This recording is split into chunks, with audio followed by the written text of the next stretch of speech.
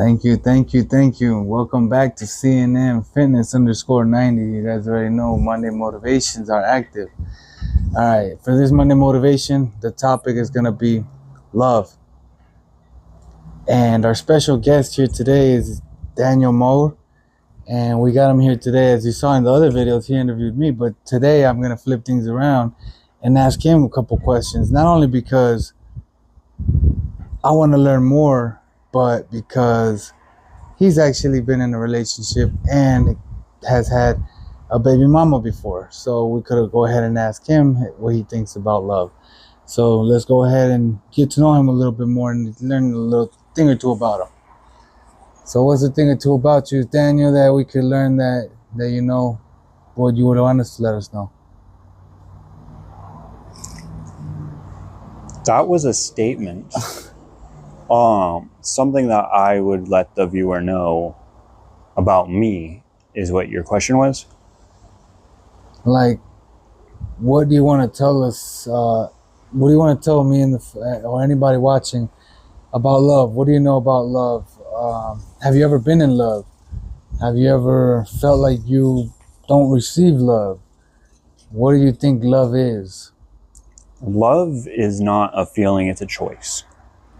There are emotions such as happiness, attractiveness, and other things that compel you to move closer to a person. But when it comes down to it, you can have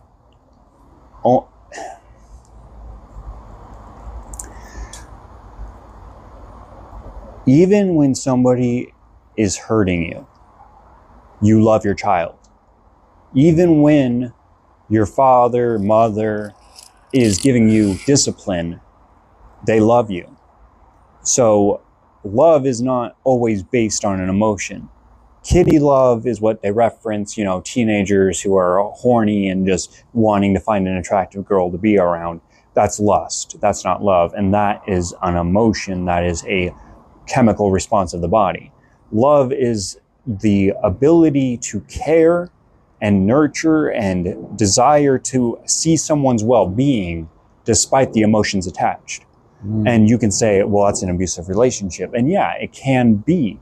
But most of the time, trauma relationships or trauma responses can actually cause people to love the person that hurt them. And it's funny that our bodies are telling us, hey, we're in pain, but I care about this person.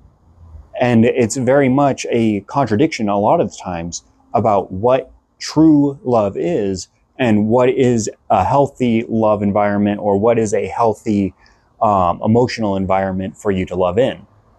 And when do you cut ties? When do you stop loving someone? Well, true love, you don't. You don't stop loving someone because Jesus loved us. He died for our sins. That's the ultimate pain right there. Being whipped, being crucified, being lectured, being spat on, being stoned, and through all of it, he loved the people that were doing it to him. It wasn't based on emotion. He was torn up, he was hurting, but he chose to give his life for us. And it says, love as Jesus, we love because he first loved us, right? Yeah. So without God, there was no concept of love. So therefore, we know that the foundation of all reality is based on God, right? Yeah. Could you reference that Bible verse? Do you know it by heart? I could not reference the book. I apologize. No problem. I'm not good about the Bible verses. I'm good about the stories. Yeah. Like I could tell you about Job. I could tell you about Job. I could tell you about Joseph. I could talk about Mary, and I can talk about Jesus. But I'm not going to be able to tell you that it's Luke chapter 5 verse 9, or I don't even know what's on that verse. It's difficult. I'm gonna have to look up that exact verse that I just said because there must be meaning behind it, or else I wouldn't have just thought of it. That's true. We even gotta look back at the video if we could. Oh, we are. See what it really means. You'll watch it about 50 times, right? Oh yeah, before I release it. Yeah, but anyways, let's go into it. So have you ever, as far as the love of like connection or feeling it towards the opposite sex, do you know about that love? Have you ever felt that kind of love? Restate the question. Pretty much the love that you would have towards the opposite sex, like towards a woman or a girl. I don't feel lust the same way that a lot of guys seem to literate. Yeah. So me in particular, when I see a woman, I don't base it on their attraction. I don't base it on, how this person is smelling or anything. I'm nose blind, so perfumes aren't going to work on me. Sorry. But attraction, a woman. Never heard that one before. You've never heard that one before? Nose blind? No, I've heard of. So it has a unique name that I can't pronounce. Nose blind is the term I use. Okay. Technically is literally what it's called, nose blind. That's crazy. But they have a specific word and it's whatever. But basically, I have some scar tissue right here in between my brain and my nose. So it makes me realize you've never really smelled food. I've never smelled food. I can't. Can you imagine not being able to smell food? 90 to 80% of all your taste is based on food. Of course. So if COVID ever came your way, you're like, that's one thing I never had anyway. Right. Yeah, I don't believe I got COVID. If I did, it was right after I took the vaccination. And I only took the vaccination in order to continue working where I was trying to get work. Of course. I also got vaccinated. I ended up getting the Johnson & Johnson, which was the dead virus. I didn't get the whatever temporary experimental stuff. Yeah, the one they got. So if I did get it, it would have been right then. But it only lasted like 3 days, so I don't believe it was anything other than common cold. With that said, though, perfumes never got my attention. Flowers never got my attention. When I was younger, I never really had I don't want to say this wrong because I know that my mother could watch this and I would be screwed. I didn't have a female role model of what I believe a good partner would have been. And I totally understand that, just because I see my mom and the way she treats my stepdad makes me want the same thing. Right. And I've heard that's a lot of people. Like you witness love and then you say, that's the love I want to have. Yes. So for me, I didn't have that. What I had was a father, and I'm sure he'll watch this, and I apologize if I say anything that you don't want on the internet, but when I was younger, he had a drinking, very much Jekyll and Hyde personality. One day he would come home, he was loving, we would be playing ball outside, he would have new things from the trade show industry, and we would always have something new to play with. Yeah. But he was very much the loving role model. He loved us. But at the same time, he would come home other days and just be masked by his rage. He would be angry, and we didn't know why he was angry. We didn't know what he was angry at. Sometimes it was at us for something we didn't know we did. Sometimes we knew what we did, and we didn't know that he knew what we did. But he was very much the disciplinary and the loving parent. And it's not to say that my mother was absent up until I was about 9 when they got divorced, and she was absent of my life. But even when I got my mother back, well, that's a whole story. Do you want me to go into that story? Because that's a whole different ballgame that might take up the whole freaking episode. Yeah. Not just yet. But my definition of love is genuinely a mix of my father's good days and my grandmother's life that I remember. My grandmother was very much the spiritual role model. And whenever we were around her, even though she was going through a lot of health issues, she always did her best to be artsy, very craftful, make us think, make us feel like we're important and that we're loved and that whatever we had said had meaning. Yeah. It wasn't like, oh, I'm listening to you, but we were actually heard. And when you're only like 5 and 6, let's face it, nobody really is paying attention to what you're saying as much as like what you're doing. because That's true. you could be, you know, jumping up and down in a chair, but you're talking about space, you know, and instead of my grandma being like, don't jump up and down on the chair, she would be like, so what do you think space is like? You know, she would very much include us into the conversation where we felt like we were a part of it, and we would sit down naturally, because now we're actually being heard instead of trying to get someone's attention by moving around a lot. Yeah. And, you know, my younger brother, he ends up having ADHD. And to me, ADHD is not something that you need to medicate. It's very much someone that's a leader in aspect. They're very much guided. And if you put a ADHD kid in the forest, he will become the leader of his pack, because he knows how to get things done. He wants to do stuff. So Yeah. whether he's climbing a tree, whether he's making a spear, he's going to lead the pack because he has the brain to process this many things at once, while everybody else is still catching up to the fact that the bus just left him in the forest. So when we, and I am not a chemical specialist, and I'm not going to try and diagnose anybody here, but Yeah. when we try and put medicine in a child's body, we are hindering the growth that they could have of being the person that they were meant to be. God isn't going to stop using them for what their purpose is, but you made it harder for them to fulfill their purpose because you stopped the ability of their growth that was meant to be. They develop differently because of medicine. So, real quick question for you. So there's love, and then there's unconditional love. Which one? What are the differences on those for you? I don't feel love. I have always felt unconditional love. Unconditional. Love in the worldly aspect of it, you can love someone one day and hate them the next. You know, it's simple to say, oh, I love you until. I love you unless. Oh, I love you until the day we die, unless you cheat on me. I love you until.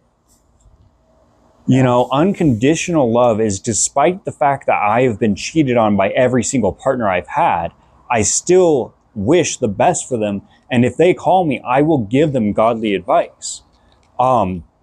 Reference, I got called by my ex the other day, and I've answered almost every one of her phone calls just because I give her advice whenever she needs it. And only yesterday did she realize that she was being the abuser in an abusive relationship. And I was letting her do it because I always picked up. I always gave her advice. I always would say, I do love you, because I unconditionally love that person. So was she Despite she was taking advantage of that unconditional? she didn't know she was. She didn't know. She genuinely was, you know, this person who would get in multiple relationships, and she's very lustful. She taught me about a lot of sexual things, and I'm not going to specify those. Of course. But, you know, she had a very open relationship style. She didn't have someone who was able to guide her like a husband should, but she always had partners that would care for her physical and emotional needs in the moment. So because I was never in the moment, I was always at a distance, or when we worked together, I was never the over-the-top sexual partner. I just wasn't. But I was always the caring partner. And she would reference all of her husbands and boyfriends back to me, as in, why don't you love me like him? And it was only yesterday while we were on the phone and I referenced the fact that, look, you've blocked me for years. You've unblocked me and I still respond to you. And then you've blocked me again. You blocked me for a week and then you called me again yesterday. I said today, but it was yesterday. And I was like, look, you could just call me again today after just blocking me for a week. You know, so in the end, you could say that you have unconditional love for your new boyfriend and you don't understand why you have this overwhelming care for this person. But to reference it back to my love, I don't believe that you can say that, because my love is one that is not held by strings. Yeah. My love is not based on sex. It's not based on a sexual prowess or the ability to have experience or the desire for someone to be mature. If I say I love you, it's not a matter of, oh, I have lustful thoughts for you, or it's not to say that you are my significant other. But if I say I love you, it means I deeply care about your well-being, about who you are, who you will become, and what you do with your life. I have an investment in you as a person because I know my Father in heaven has stated that you are one of his chosen. Yeah. Okay? My love is not based on my human emotions, but by the spirit inside of me. And yes, there is a very big difference between my soul, which is my feelings, my so feelings, emotions, my personality, and my desires. Okay, that's my soul, right? That's what's in my flesh. My flesh is I'm hungry, I'm thirsty, I'm horny, yada yada, right? So you have the flesh, you have the soul, that's you, okay? Then you have this thing that you adopt. So either you allow a demonic spirit to overtake you, and it takes you down one heck of a highway, or you allow the patience of the Holy Spirit to inhabit you. And when you allow yourself to mature in that spirit of the Holy Spirit, the one and only Spirit is God's Spirit. Those three things are all love anyway, right? God, Jesus, the Holy Spirit. The Holy Spirit is God, and we have a piece of him in us, and he allows it to dwell in us. And at the end of days, we will have the sword that cuts the soul from the spirit, because the spirit goes back to God no matter what. But the soul will be put on trial. And God states that Jesus will say, it is finished. That one's mine. So I know, and I have faith, and I don't need faith because I do know that I have the Spirit, because the Spirit has dwelled in me since I was a young boy. I have seen demonic spirits. I have seen angels, not in the sense of, oh, this is an angel, but to state that I have been hit by a semi-truck and lived because an angel hugged me while I was in the back of a car while everybody else in the car died. Okay, I am very much aware of my spiritual father. Okay, I have a physical and fleshly father, and yes, he gives me great advice in both spiritually and physical stuff. I may not be the wisest when it comes to finances. Okay, that's physical stuff. And for me, it's a tool of the world. And yes, you have to use it, but I don't really care about it. On the other hand, my father has a certain industry where he has to fluctuate his income with his outgo, and he has to be very smart when it comes to his finances. And I'm a person who doesn't want to care about finances. I am a person who believes that God can bless me in a way where I can give godly advice and God will financially stabilize me without me having to work at my bank account every time I want to make a $1.75 purchase. Exactly. So, I actually do have a YouTube channel that I'm not going to promote here because this is your channel. But eventually, I hope that that gets up and running and God will endorse me through that. And I'm not allowing myself to be anxious about what will I wear, what will I eat, where will I sleep. And I'm not going to be anxious about what my income is, even though my income is way less than my child support, which is a whole nother mess. But, you know, we have these things that are thrust upon us and we can call it responsibility. We have responsibilities. Well, every responsibility you take on is something that you gain anxiety over. I choose to love. I don't have to look at my wallet to say, there is a gentleman on the side of the street who says, I'm hungry. I love humans. Jesus says, if you love me, then you will serve me. And he says, when one of the people say, you know, when did I turn a blind eye to you? And he says, every time you see when you see someone on the street corner, when you see someone that needs food, when you see this, when you see these things and do not do them, then you are in contempt. You are against what I told you to do. So if I see someone homeless and I feel it in my spirit that, hey, God is telling me to get that person a drink because it's hot outside, I'm going to go do it without worrying about what's in my wallet. Yeah, I may not have enough. Yeah, I might be down to my last $3. But God said, go get that man a water. I'm getting him a gallon of water. That's like $1. You know? Of course. It's hot outside right now. But there's a difference between unconditional love, which is what God tells us to have. And even in Corinthians, it talks about brotherly love and how we're supposed to do life together. we're talking about that subject. It's funny that you say brotherly love, because have you ever used that with any friends or stepfathers, stepbrothers? Have you ever hung up the phone and just been like, "Hey man, I love you"? Have you ever used that kind of love, which is brotherly love? You tell a friend, "I love you," because you actually, like you said, 100%.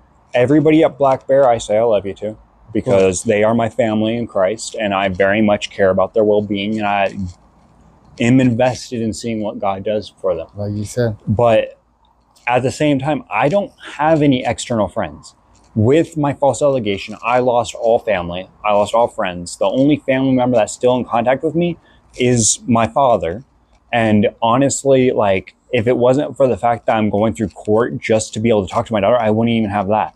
But I do have my daughter, and I do tell my daughter I love her every time I see her, and she doesn't care. So she's more focused on, you know, playing video games or being outside, which I prefer her to be outside. Yeah. But, you know, she's playing Minecraft, and she's very, very, very, very artistic. She's not autistic, artistic. Make sure that clarifies. But she's very artistic, and she's very much creating all sorts of cool things. And she's only 4 years old. But let me interrupt you real quick. That's the next subject we're gonna go into: the love of a child. Because I know about the love of an uncle, and I love my nieces and nephews. I'd give my life up for them, you know. But I don't think it's so much would you give your life for them as much as it is would you live for them. See, for me, when I was 13, my grandmother committed suicide, and she blamed my father because in his mindset, he was saying there was no hope because he was in a dark place in his life. But in her mindset, she had just been told that she would never see us again. And without context, my father told her there's no hope. And she said, if there's no hope, there's no point in living. And he told her there's no hope. Next thing I know, I'm on the phone with a voicemail box to my grandma, who had just passed away in her apartment. And the only feeling I had at a 13-year-old mindset is my grandmother committed suicide because she didn't love me enough to live. I went through a lot of counseling over that, because it hurts when your best friend is your grandmother and you love her with all your heart and she killed herself. That's deep for anybody. And then the fact that she blamed my father, and before I could even process my grandmother's suicide, my mother had ripped custody away from my father, and I went and moved into a different state. And before I could even process the fact that I moved into a different state, my mother got deployed. So I was living in a different state in a house I didn't know, going to a school I didn't like, with a parent that I didn't even know, because when my mom got deployed, we were with our grandma. And even though my grandma was not my dead grandma, but my mom's mom. So a person that I didn't know well enough, and between the fact that my mother didn't speak well about her at first, and, you know, they're good friends now, they live together now. But at the time, they didn't speak nicely about each other. And when that all happened, she locked herself in the room smoking cigarettes and gave us an Xbox. So of course I dug into video games, you know, and I don't blame my daughter for playing video games now, because I did the same thing. So your point is that if you kill yourself, you pretty much don't love the people that on earth, because you ended up taking your life over. The thing is, when you die, you don't die for yourself. You die for every single life you touched when you were alive. God will take you whenever he desires. You could die tonight, but God uses every single thing you do in every single day. And that's going to affect everybody who cared about you, and even those who hated you. People remember those who passed away. Now, yeah, it fades over a couple years to those who didn't care. So if you watch Charles Stanley, he passed away, right? Yeah. You're still listening to his message on SOS because his message was powerful. But to anybody that was just a listener, he passed away. Okay, here's his message. Great. You know, you listen, you move on. But to anybody that was close to him, he had a profound effect on their spiritual life and their well-being. Because when he was alive, he chose to give his life for others. He chose to be a spiritual guide for people to find Christ. And I'm not saying Charles Stanley is the only example. Even a bad father, an abusive father. You know, if you lose your father, even if he was an asshole, when you lose him, you go through a grieving process. You process everything that he did and you hold on to it. Even if it was bad for you, even if it was traumatic. Guess what? If your father was an abusive drinker, there's a high time that if he died, you're going to hit the bottle because that's what your daddy would have done. And you want to be like your daddy, whether you admit it or not. When someone passes away, you do things to make you remember those people. And it can be a painful situation if those things were bad examples. That's true. I want to be a good example. If I pass away tomorrow, I pray that my letters my daughter has that I send her, I don't just text my ex-wife, I send physical letters, because when I'm dead and gone, and yes, I could be shocked. You don't know what's going to happen tomorrow. I could die in a car crash. Life is You don't not know. promised. So what I do right now isn't based on, oh, I'm going to be a billionaire. Oh, I'm going to live 1,000 years, because I'm not. The fact is, I could be gone tomorrow. What did I do today? And what I do today affects those around me. So I want my life to be, and always want my life, and my whole life needs to be based around Christ, because if they don't remember me, at least let them hear something about Christ while I'm here. Because when I'm dead and gone, what did I accomplish? Well, It doesn't matter. And no matter what, Christ is love anyway, so. If I choose to be a Karen, if I choose to be someone that's going to complain about everything, all I'm doing is sowing more hate into the world. There's enough hate seeds. You want to plant a vine field, guess what? Those are going to shrivel up and die. But if you start casting out love, if you say, have a blessed day, if you say, I hope you're having a great week, if you just make positive remarks into people's lives, they smile. And you know what that causes? Them to say something nice to someone else. There was a movie a while ago, it was like Pay It Forward. Yeah. And, you know, it could start with something simple, but it doesn't have to be money. And I learned this very quickly. You know, I've had people pay it forward and they just bought whatever and they told me to pay it forward. And I think I'm like 9 pay it forwards back. Like I owe 9 pay it forwards because I have 3 that I haven't gotten around to. Not because they're like, oh, they just happened. They did. Like it's an old thing, but it's not done.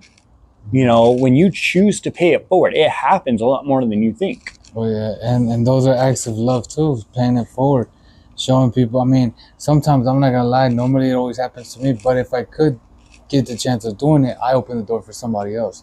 And that's a huge pay it forward to them, because they're looking at me like, this guy's on a walk. Am I paying it forward when I feed a homeless man and don't say pay it forward? Am I cutting the cycle off because I didn't say it? Or is it because I know that they don't have the ability to do it and I don't want them to feel bad? If I say pay it forward, then they feel like I just did it because I had to. Yeah. So if that's the case, then I'm like 50 in the green, right? Yeah. But that's not the point. I got off track. Yeah. The reality is, like, love is something you do while you're alive. When you're dead, there's a lot of people that go to your gravesite and they remember who you were. You know, whether you're an angry grouch, they're not going to keep coming to your gravesite. But if you were a loving, caring father figure or mother figure, if you're a woman, then they're going to return to your gravesite and remember the good you did. And that's going to affect them. Nature versus nurture. I am in a fleshly nature, okay? My flesh wants me to be well fed, be well dressed, have a roof over my head with air conditioning, not be in the sweat, not be out in the sun. You know, that's flesh, that's nature. I want food, I want shelter, I want clothes, nature. But nurture is when someone guides you and teaches you how to live life. So instead of saying, well, my daddy hated everybody, so I'm going to hate everybody. You know, you say, well, my daddy was an angry person, but my mother was a loving person. And no matter what my father did, my mother loved him. And that's just an example. And I'm not saying it's my example, but it's an example. So what is love versus everlasting love? The mother who loves the father, despite the father's attitude and drunkenness and stupor and cheating and all these other things that are 100% abusive, Okay. is giving eternal love, not for the father's sake, but for the child's sake. Because in the end, the child sees it. Now, you could be a pushover and your kids could say that you were a pushover, and maybe they'll get themselves in an abusive relationship themselves because they only saw a papa, and their papa is their only example of a father figure, and therefore they fall down the rabbit hole. But if you gently guide them, and you as a mother who is going through a traumatic experience of abuse are telling your kids, you don't want a husband like this, but I am here because I'm protecting you. Yeah, the child might feel like shit too, because now they feel like the mom's only going through it because of them. So what point do you go from, I love you enough to go through it, and I love you enough to get out of it? And then where do you go from there? The biggest thing is fear. We talked about this in another episode, where the fear is the absence of excitement. When a child is excited, you say, hey, we're going to the water park. Yeah. Okay, they get excited. They get their swim trunks. They get their the swimsuit and the floaties. Floaty, thank you, floaties, and they're excited. Yeah, I've seen that. Okay, but then they see someone get thrown in the pool and they start screaming, and now they're panicking. They don't want to get in the water. They start screaming because there's trauma. So when you are in an abusive situation, and I don't mean to target abuse people, but you should really get out of the situation if you're in an abusive situation. There is help for you. There is resources. But for you to go through it for your children is showing love. But to get out of it and be with your child, that doesn't mean just you escape. That doesn't mean that you leave and leave your kid there with the abusive parent. That means that you have to go through the channels to protect yourself and your child to be in a better situation. And for me, I've seen a lot of my life be the person who needs to get out of the situation leaves and leaves you behind. Okay, I've been left behind several times. And I've seen people be left behind several times because it's easy to get one person out of a situation. It's not easy to bring your child. It's not easy to bring your brother. It's not easy to bring your sister. When you're in a bad situation, true love is being there for them alive and well. You can't just escape. You can't just kill yourself. You can't just give up on the world and medicate. That's not the choice. You have to be sober in mind. You have to be aware, because if you're not aware, your actions have consequences. That's what I've always said. True love is dealing with the pain soberly so that you can guide someone through it without them going through the same pain you did. If you're not there, you can't teach. And it's not to say, teach someone like, oh, hey, you're wrong. That's not teaching. When I'm saying teach, I mean guide. It means, okay, so my friend is an alcoholic. Instead of saying, you need to stop drinking, it's bad for you, it's going to kill your liver, I can say, hey man, why don't we get soda? Because at least then they have a cold beverage that's going to hold their place. And until they finish that soda, they're not allowed to have another drink because they didn't finish their first. Yeah. And when you start switching out their 6 packs of beer to switch to 6 packs of soda, whether it tastes like crap or not, there is soda that's meant to taste like alcohol. Get them to start with that. Even if it's one every other one, it's a benefit to get them away from it because they need to be sober in mind in order for them to grow spiritually, physically, and mentally. If you're not sober, it says in the Bible, let them be drunk and forget their misery. Okay, you can be miserable or you can grow and become better. Don't sit in your misery. I'm sorry if you feel like the worst thing in the world has come upon you and nobody feels how you feel. I'm sorry. There is more than just you who feel that way. I can tell you right now that if I was to tell my whole testimony,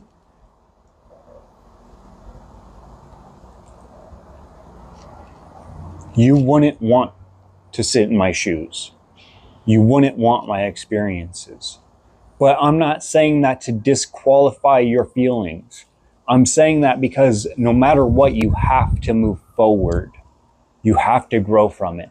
If you're not growing, you're standing still and the world moves without you. Time moves forward. The reason why God doesn't stop time for you is because he needs you to not stop moving. You're not going to stop growing. You're not going to stop maturing, but you can stunt yourself from growing. You can stop yourself from maturing, but that's you. You are hindering your own growth, and God has potential for you.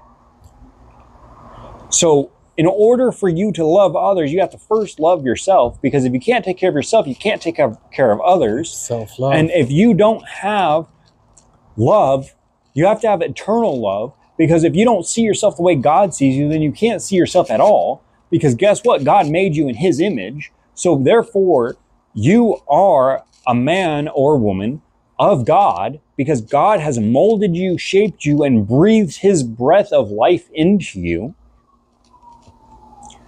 You have to love God before all things, and then love your neighbor as yourself. So if you love God, you must love yourself, because God made you and loves you. So if you don't love yourself, you're only hurting God. All right. That's crazy to say, right? How can you hurt God? God has feelings. He made you in his image. You give him sorrow. You can grieve your spirit. That is biblical. Don't grieve your spirit. When you are sad, your spirit is sad. I don't know where that came from. No, it's true. I could totally see that though. And it's deep because it all bonds in with that same subject of love. I mean, I don't know about you guys, but today I learned about external love, unconditional love, and love. So there's 3 types of love that I learned about, And lust. and lust love. You know, those are all different types of love in the world that you use differently, or that get to you as a temptation, or even get to you as a different sort of external love, you know, as far as the love of a child and stuff. But keep up with the channel and learn some new stuff about it, all right? Thank you so much.